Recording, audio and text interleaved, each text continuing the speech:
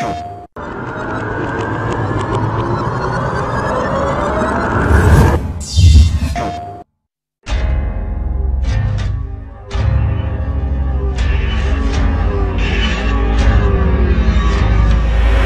focus of this game has always been about these characters, and every decision we've made has always been, how do we show off this relationship? How do we show off this bond? How do we build Joel and Ellie over the course of the entire game and get you to care about each character and then how they relate to one another?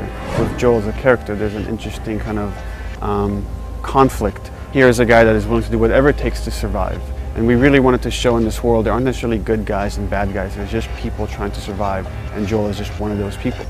He's tasked with delivering this girl somewhere, and over the course of their interaction, of how they spend time together, they form this unbreakable bond, and they really start seeing them care more and more for each other. So we wanted to show this guy that's pretty cold, cold-hearted, can do terrible things, and yet at the same time can develop this love for this girl where he's willing to do anything to save her.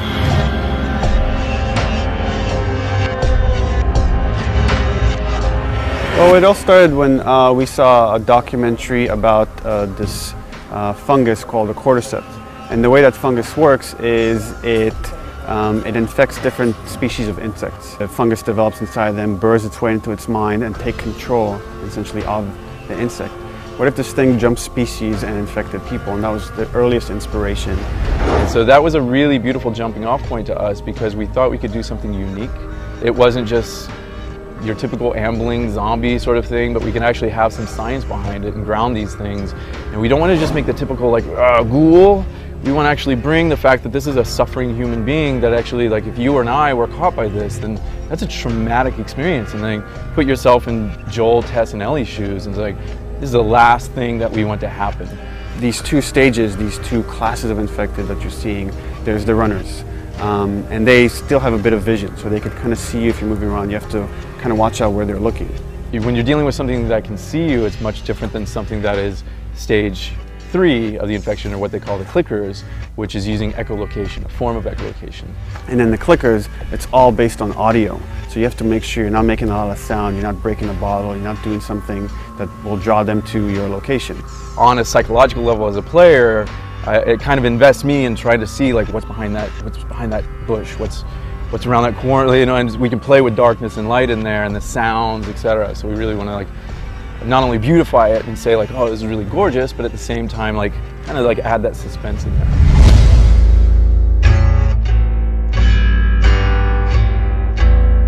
What you want to see is the contrast between the stark reality of the military city and that oppression versus, like, nature reclaiming the earth, what nature has done over 20 years, what the military has done fighting back the infection just to get this small little hovel, like, keeping their walls and their people contained, like, okay, we're safe, keep that locked down. You're in the city, and it's, in a way, you're surrounded by death. There's no one there, it's locations you're familiar with and that should be filled with people, should be filled with life, and they're empty. First of all, it's beautiful and creepy. Like, it's one of those, like, weird, like, nature's pretty amazing kind of things. So there's that kind of darkness there, but at the same time, there's this beauty to it, whereas nature is reclaiming the earth and you're seeing all these trees and you're really drawn to explore it. And then you're also seeing the world through Joel's eyes, who's just a survivor. How am I going to get from point A to point B? And it's contrasted against the way Ellie views the world. And it's like, again, all she's known is this oppressive quarantine zone. So when she comes out, she's never seen a skyscraper up close before. And for her to come out and actually be next to these things, these skyscrapers, glass buildings, like, wow, this is really amazing, this is really impressive. So we want to see it kind of through her eyes. In a way, they're scared for their lives. She's just enamored with the world and how it looks because she's never seen anything like this.